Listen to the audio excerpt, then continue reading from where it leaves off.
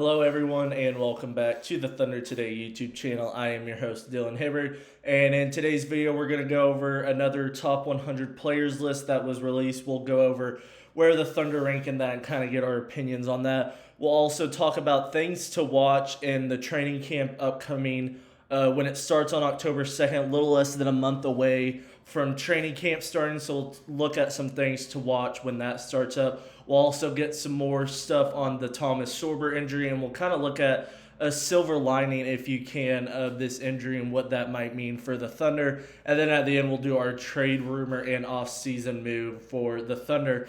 But first off, we'll talk about the top 100 players list. This was another list released around the league of a top 100 players list. I believe this is from Sports Illustrated, and the list includes 6 Oklahoma City Thunder in the top 100, leads the way among all teams by far with the most players in the top 100.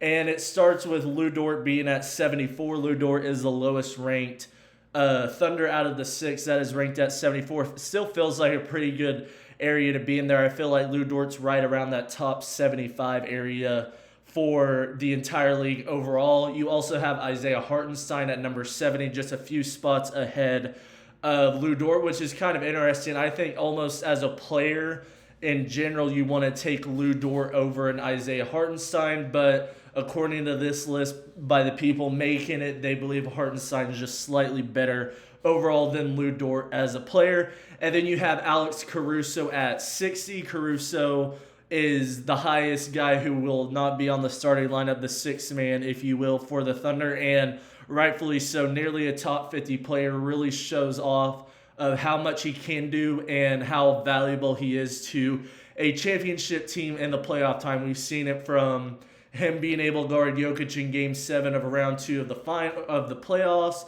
and just doing so many things from the defensive standpoint, being able to steal, bring the energy, and also be able to shoot pretty efficiently from beyond the arc, which we know in today's age is a huge thing. And now it's down to the big three of Chet, J-Dub, and Shea. Chet was actually ranked number 30 on this list, so according to the people who are making this, they believe Chet is a top 30 player going into this season, which is kind of right around that area. I would have him in that 30 to 35 range. I think if he has the year that we believe he can have, if he stays healthy and goes out there and gets an all-star appearance, we can be talking about him as a top 25 player in the league. And I think if he does stay healthy, he will without a doubt be on that track to being a top 25 player by the end of this upcoming season.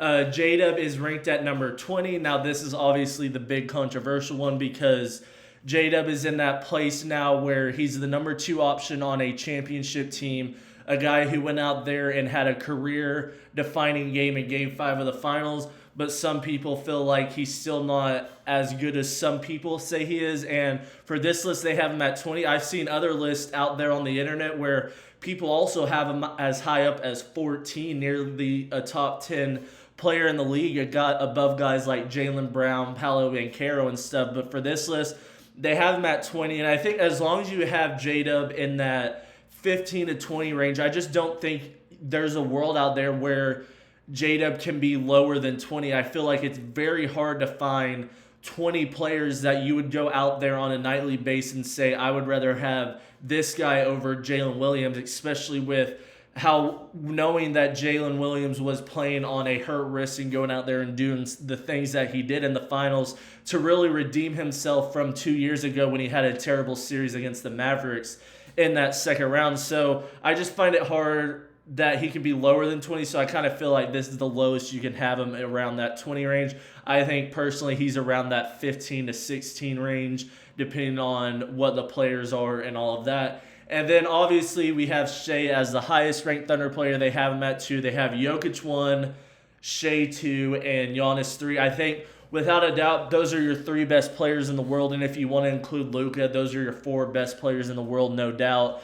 And a lot of people kind of fluctuate on your top 3, whether you value Shea going out there and having a MVP, Finals MVP, scoring title, all of that stuff that we haven't seen since the Jordan times. And some people still believe that Jokic is still the best player. It's just team-based oriented. That's why Shea was so much better. And then you have Giannis, a guy who is somehow going under the radar as a top 3 player in the league. Sometimes it feels like he's still out there every night giving you 31-14, amazing defense, and just a force to be reckoned with, and a guy who I think if the Thunder didn't end up winning the championship, we could have very well seen the Thunder go after a guy like Giannis.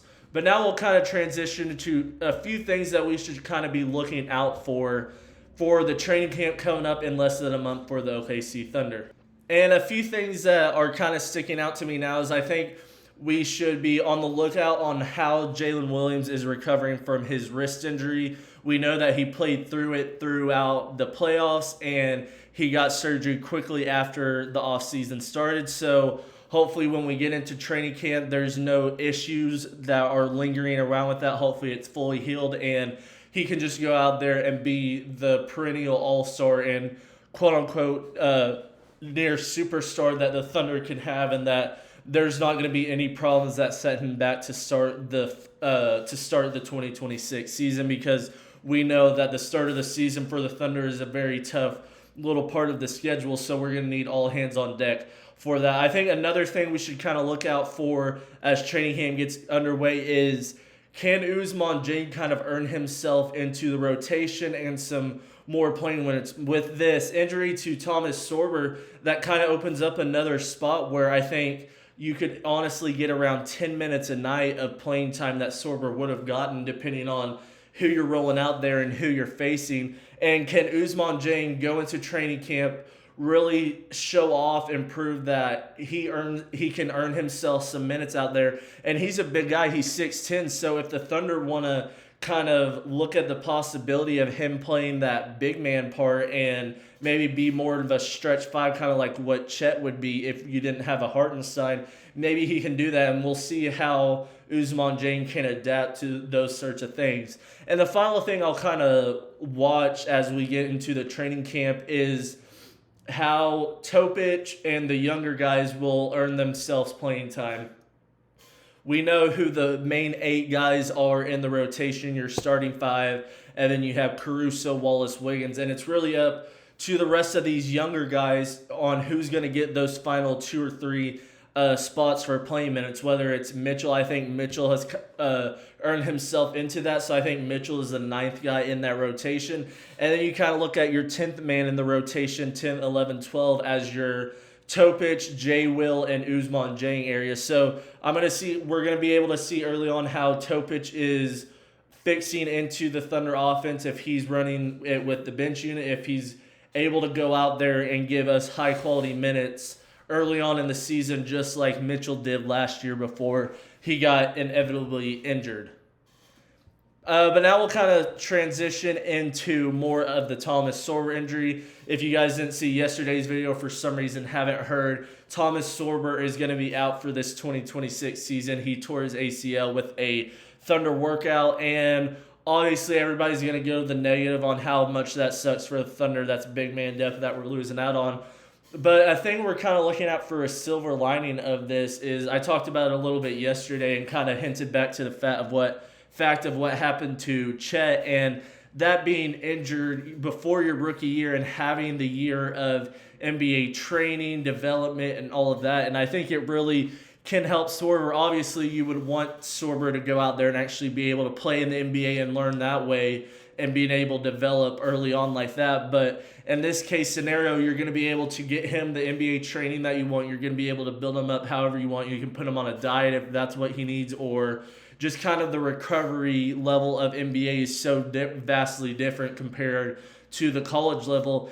And we've seen it work so many times. We've seen it work with Chet. Chet gets injured. He goes out there, plays all 82, and is runner-up for Rookie of the Year behind Victor Wembanyama. And then obviously this past season you had Topic, who we drafted high up in the lottery as well, and then he's out the entire year, and now we're going to see how he plays out. So it feels like now every year we're getting a guy who we know we're not going to see for another year, but being able to get that NBA development and all the training and stuff that goes into it can really help him out, because you're going to be around the guys for an entire season, and that gives the Thunder an extra year of control and ability on his contract, which is huge, because we know that in these next few years, the apron and all the money and how we're going to tie that all together is going to be a big topic over the next couple of years, especially after this season when the Big Three's contract kick in. So, I mean, for the Thunder, you can look at it like, yeah, it sucks for this season that we're losing that, but in the long-term thing, you're going to be able to get him a year of NBA development and training and all that,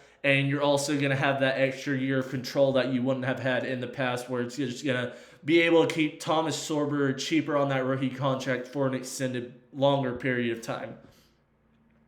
But now we'll kind of wrap things up and talking about a quick trade target that the Thunder could look at for backup big man minutes if, say, Ousmane Dieng is struggling and you just kind of want to get him out of there and he's not being able to produce or develop in the way you want. Another cheap guy that the Thunder could go for, and a guy who could once again play those stretch big minutes off the bench if need be, is Denny Adjavia.